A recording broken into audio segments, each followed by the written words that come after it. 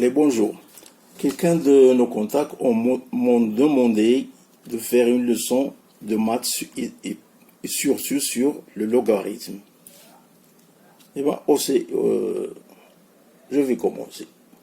Le logarithme. Tout d'abord, qu'est-ce que ça veut dire le mot logarithme? On entend toujours le logarithme de base b d'un nombre réel, strictement positif, et la puissance à laquelle il faut enlever la base b pour obtenir ce nombre. Dans le cas le plus simple, le logarithme compte dans nombre d'occurrences du même facteur dans une multiplication répétée. Par exemple, comme 1000. Alors, 1000 est égal à 10 fois 10 fois 10. OK? Est égal à 10 à la puissance 3. Ça, d'une part. Et on sait encore le logarithme en base 10, le logarithme en base 10 de 1000 est égal, comme j'ai dit, est égal à 10 à la puissance 3. Eh bien, le logarithme noté log b x, toujours x est égal à log 10, dans notre cas 1000 est égal à 3. OK? Parce que log décimal de 10 est égal à 1. Donc 1 plus 1 plus 1 est égal à 3. Ça, il faut bien me suivre.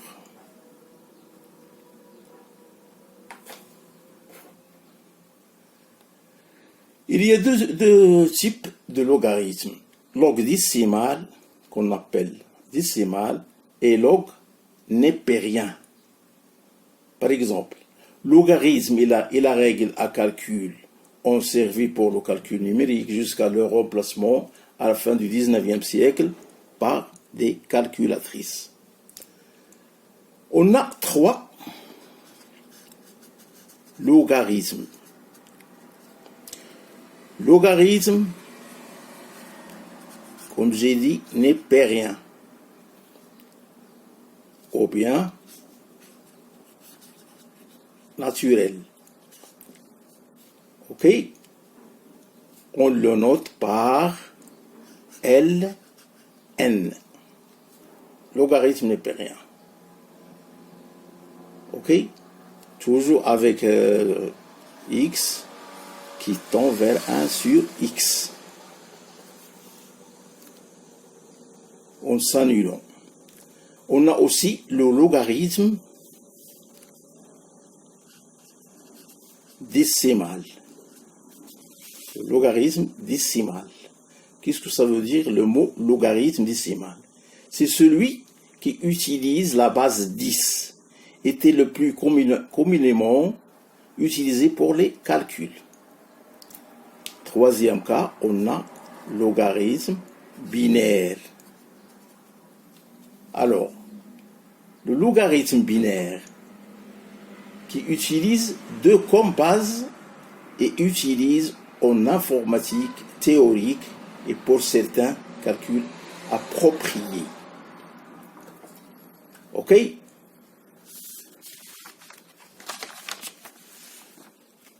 Par exemple, si on prend une échelle logarithmique qui permet de représenter un même graphique, des nombres dont les ordres de grandeur sont très différents. Les logarithmes sont fréquents dans les formules. utilisés, ok, et qui permettent de compter les nombres premiers.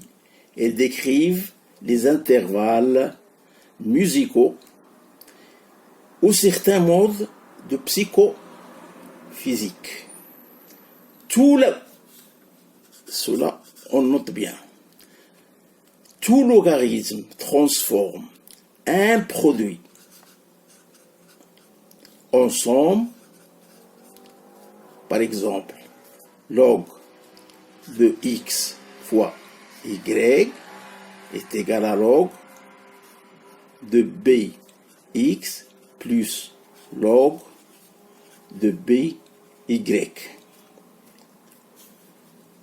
Un quotient en différence. Par exemple, log de bx sur y est égal, c'est comme le produit, mais c'est l'inverse. Log toujours log b de x moins log de b de y. En puissance, log, exemple, log b de x à la puissance p est égal p log de bx. Tout ça, c'est simple.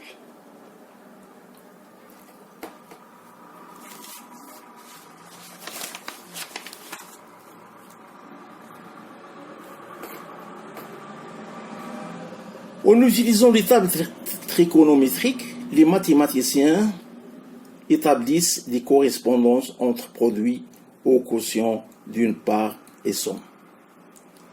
Quelques années plus tard, les tables logarithmiques remplacent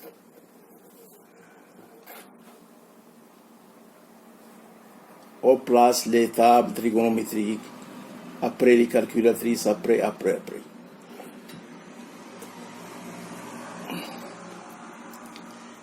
De ces calculs-là,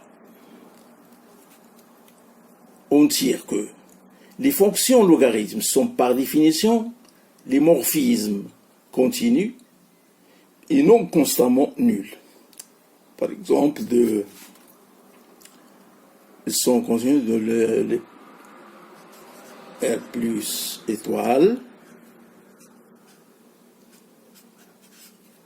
vers, par exemple, R plus. Pour tout réel B, strictement positif, est différent de 1. Le logarithme de base B,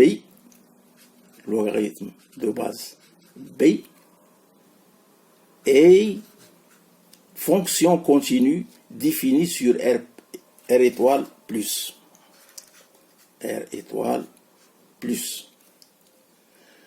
Pour tous les x et y réels strictement positifs, log de x, par exemple, y est égal à log x plus log de y, avec log de b égale à 1. Ok? Cette définition permet de déduire rapidement les propriétés suivantes.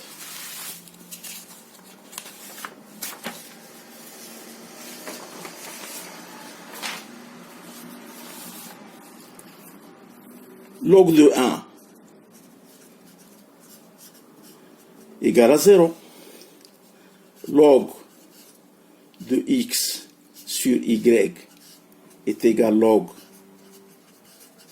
de x moins log de y. On a la puissance log de x à la puissance y est égal à y log de x. il ne faut pas oublier ces b là, log de b à la puissance n est égal à n produit puisque tout entier relatif. Et on a log b à la puissance r est égal à r. Voilà ce qu'il faut avoir. Comme tout réel strictement positif x est la limite d'une seule terme, et donc, si vous voyez, ce sont des éléments algébriques, et une suite de rationnels convergeant vers un réel L. On détermine log de bx comme étant la limite de n.